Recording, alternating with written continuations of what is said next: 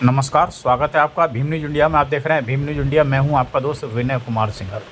Video शुरू करने से पहले आपसे निवेदन है कि आप हमारे चैनल को यूट्यूब पर सब्सक्राइब कीजिए और हमारी मदद कीजिए। खबर दिल्ली से है। देखिए, अभिषेक जाटव एक भीम सैनिक ने क्या अपील की अम्बेडकरवादी संगठनों और राजनीतिक दलों से। भीम न्यूज़ इंडिया की रिपोर्ट। छोटे छोटे और बड़े बड़े दलों के साथ भी देश का मजबूत विपक्ष बन सकता है। तो फूले शाहू अंबेडकर की आइडियोलॉजी पे काम करने वाले लोग आज देश में तीसरे मोर्चे के रूप में क्यों खड़े नहीं हो सकते हैं? हम उस शासन सत्ता की ओर बढ़ने के लिए क्यों एस्टेब्लिश नहीं हो सकते हैं?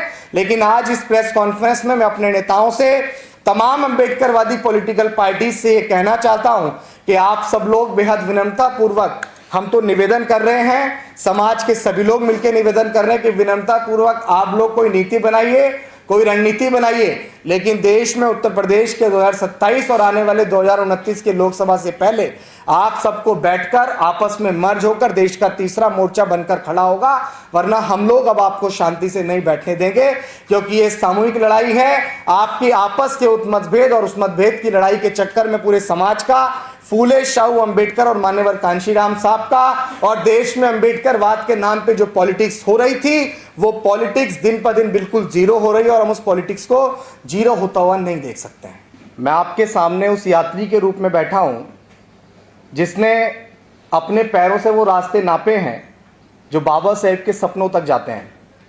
हमने देश में 2 महत्वपूर्ण यात्राएं की, जैसा कि आप सब लोगों ने सोशल मीडिया के माध्यम से देखा भी होगा। हमारी पहली यात्रा थी जिसको हमने डॉक्टर बाबा साहेब अंबेडकर की जन्मस्थली मध्य प्रदेश के महू से शुरू किया था, और उसके लिए हमने एक नारा लगाया था कि अंबेडकरवादी नेता साथ में आओ। जितना हमने पर्सनली जाना कि बिखर के कभी भी हम लोग इस देश के हुक्मरान नहीं बन सकते हैं। हमारे जितने भी तमाम महापुरुष हुए उन्होंने भी यही कहा कि बिखर के कोई भी इस देश का शासक नहीं बन सकता, हम लोगों को एकजुट होना पड़ेगा।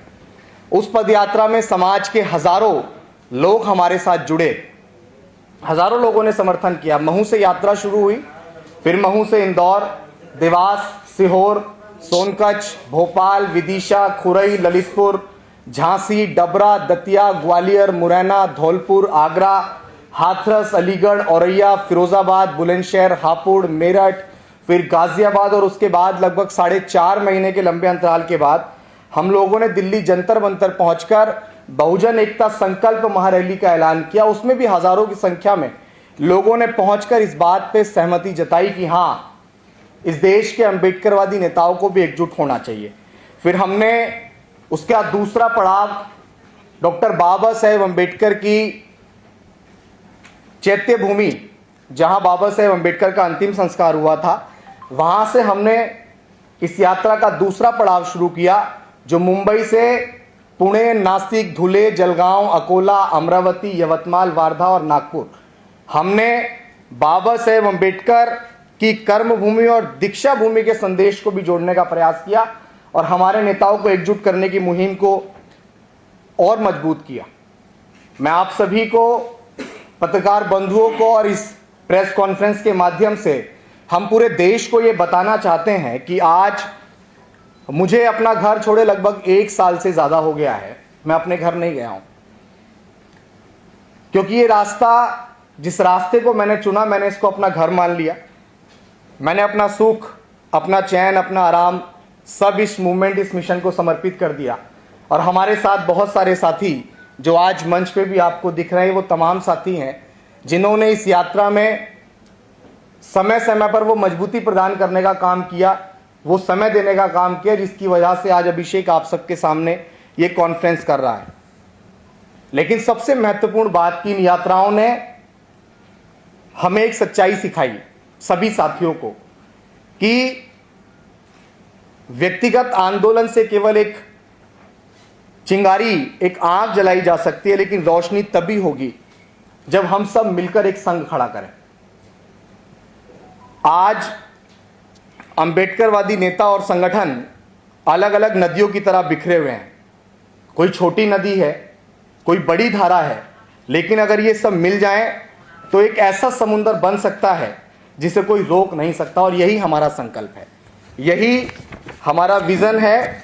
हम चाहते हैं कि देश में राष्ट्रवादी, कल्याणकारी, अंबेडकरवादी संघ खड़ा हो, जो अनुशासित हो, संगठित हो, हर जगह मौजूद हो, लेकिन यह संघ बहुत अलग होगा। यह संघ सामाजिक होगा, पूर्णतः सामाजिक।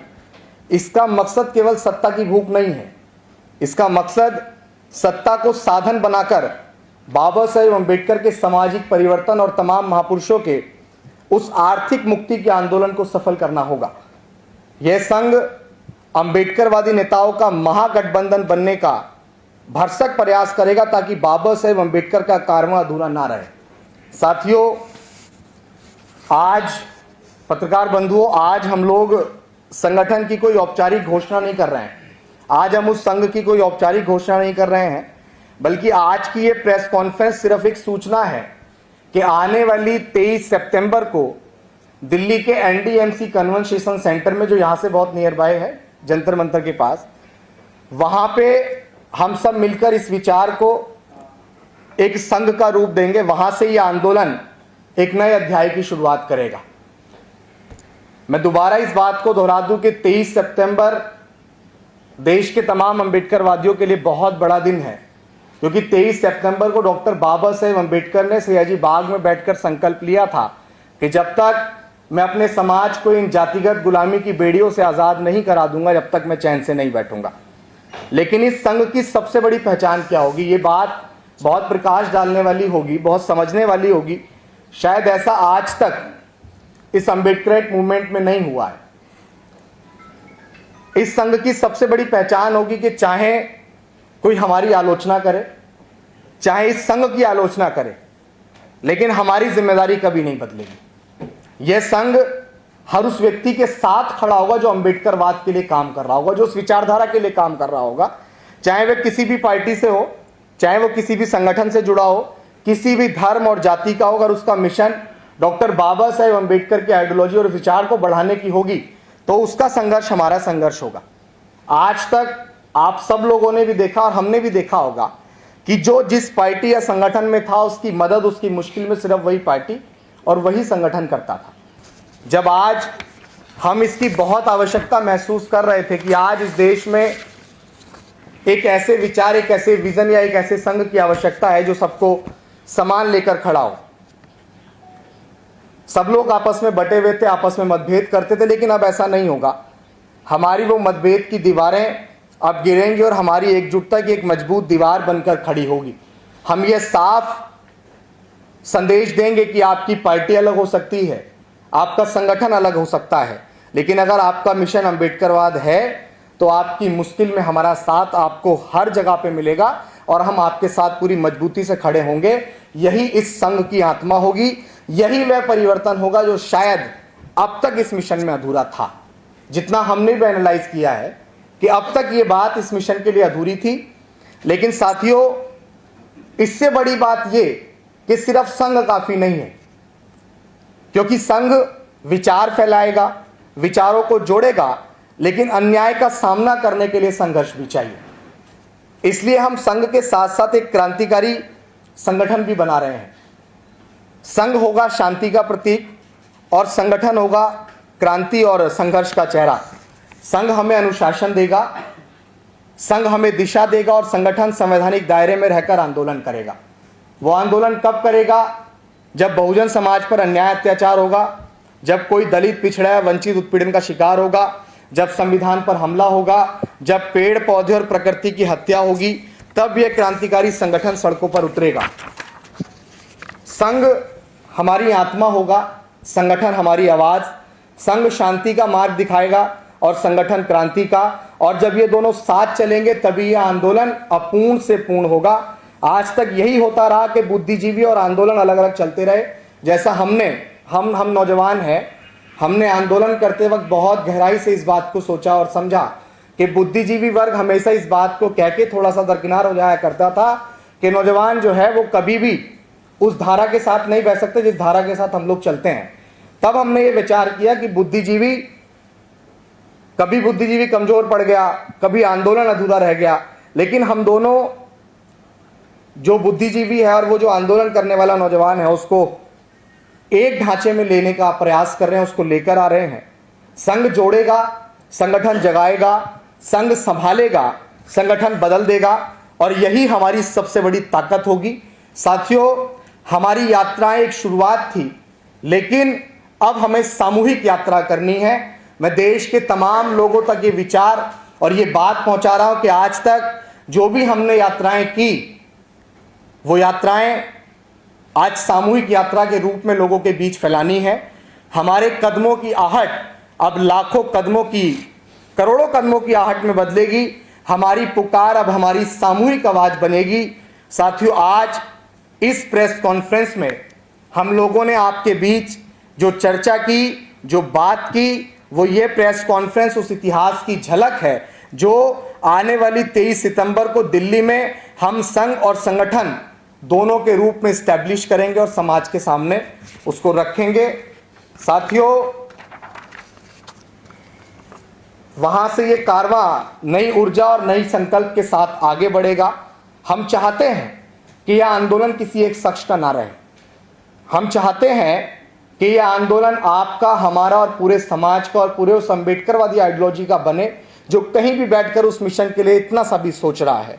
यही बाबा साहेब अम्बेडकर के सपनों की ओर बढ़ने का पहला कदम होगा, और हम बाबा साहेब अम्बेडकर के उस कारवां को बढ़ाने के लिए दृढ़ संकल्पित होकर आज इस प्रेस कॉन्फ्रेंस में औपचारिक रूप से नहीं, लेकिन ये घोषणा जरूर कर रहे हैं कि हाँ, जिस अभिषेक को आज तक सिर्फ एक बहुजन शायर और एक सामाजिक कार्यकर्ता के रूप में आप लोग देख रहे थे, आगे ज़्यादा बदलाव नहीं है। सिर्फ इतना है कि हम लोग उस ढांचे को, उस व्यक्तिगत लड़ाई को, जिसको सिर्फ मैं व्यक्तिगत लड़ रहा था, उस लड़ाई को हम लोग एक सामूहिक लड़ाई के रूप में परिवर्तित कर रहे हैं। और ये सत्यता है कि आज तक आप लोगों ने भी देखा होगा कि जो जिस पार्टी, जिस संगठन में होता है, वो उन्हीं पार्टी, उन्हीं संगठन के लोगों की मदद करता है। लेकिन माननीय कांशीराम साहब ने, डॉक्टर बाबा साहेब अम्बेडकर ने कहा था कि राजनीतिक जड़ें मजबूत हो ना हो, लेकिन सामाजिक परिवर्तन की लड़ाई कभी नहीं रुकनी चाहिए। और उस सामाजिक परिवर्तन की लड़ाई को बढ़ाने के लिए हम लोग पूरी मजबूती से दृढ़ संकल्पित हैं। समाज के बीच ये मैसेज देना बड़ा अति आवश्यक था।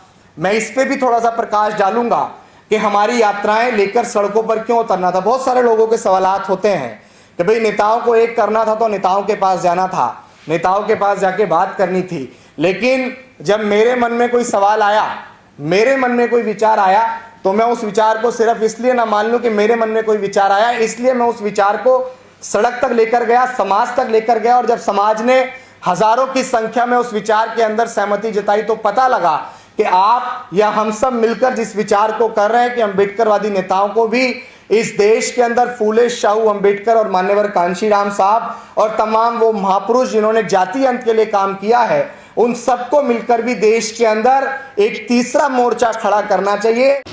आप देख रहे थे भीम न्यूज़ इंडिया। यदि आपको हमारे द्वारा दिखाई गई जानकारी पसंद है तो प्लीज़ हमारे चैनल को YouTube पर सब्सक्राइब कीजिए, लाइक कीजिए, शेयर कीजिए, कमेंट्स कीजिए। आने वाले नोटिफिकेशन के लिए बेल आइकन का बटन दबाना ना भूलें। भीम न्यूज़ इंडिया को आप फेसबुक, ट्विटर यानी एक्स और टेलीग्राम पर भी फॉलो कर सकते हैं। न्यूज़ अपडेट के लिए बने रहिए हमारे साथ, देखते रहिए आपका अपना लोकप्रिय चैनल भीम न्यूज़ इंडिया। आपका बहुत बहुत धन्यवाद।